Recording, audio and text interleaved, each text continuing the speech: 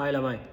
අද කියන්න යන කතන්දරේ පොඩ්ඩක් ඇමරිකාවට ග්‍රීන් කාඩ් එක හරහා ඉන්න කට්ටියට පොඩ්ඩක් දුක හිතෙන කතන්දරයක් වෙයි. හේතුව තමයි පහුගිය දවසක මෙහි ග්‍රීන් කාඩ් වලින් 2017 ග්‍රීන් කාඩ් වලින් ආපු පුද්ගලයෙක් යුනිවර්සිටි එකකට ඇතුල් වෙලා ඒකේ පිරිසකට වෙඩි තියලා මැරුවා. ඒකේ ප්‍රධාන සැකකාරයා 2017 ග්‍රීන් කාඩ් එක එහෙම නැත්නම් ඩයිවර්සිටි ලොටරි ප්‍රෝග්‍රෑම් එක හරහා ආපු කෙනෙක්. ඉතින් ට්‍රම්ප් ජනාධිපතිවරයා උපදෙස් දීලා තියෙනවා මේක දැනට తాවකාලිකව නවත්තන්න. මොකද ඇමරිකානුවන්ගේ ආරක්ෂාව තර කරන්න මේ වගේ පුද්ගලයන්ට රටට එන්න තියෙන එක මාර්ගයක් තමයි මේක. ඒක නිසා ඒක වහාම ක්‍රියාත්මක වන පරිදි නවත්තන්න කියලා. ඒ කියන්නේ හෝල් කරන්න කියලා.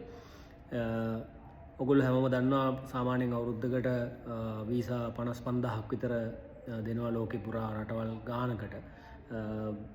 ඒ වයින් එන පුද්ගලයෝ විවිධයි. ඉතින් හොඳ මිනිස්සු වෙනවා, නරක මිනිස්සු වෙනවා. ඉතින් ඒක ලෝකෙ කොහෙ ගියත් වෙන සිද්ධියක් ඉතින්. හැබැයි මෙතන ප්‍රධාන කාරණේ හැටියට ඇමරිකානුවන්ගේ ආරක්ෂාව වෙනුවෙන් මේක නවත්තනවා කියන එක තමයි කියලා තියෙන්නේ.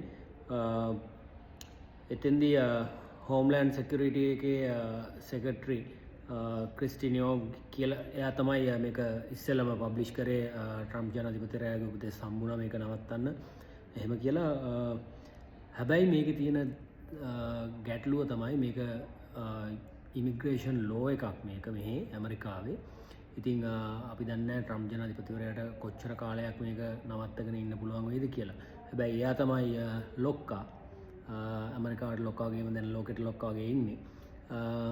ඉතින් එයා මේක අනිවාර්යෙන් නවත්තයි. මොකද එයාගේ මැතිවරණ පොරොන්දුවක ප්‍රධාන කොටසක් තමයි මේ ඉමිග්‍රේෂන් රටට එන ප්‍රමාණය අඩු කරනවා සහ ඇමරිකානුවන්ට ප්‍රධාන තැන දෙනවා කියන එක.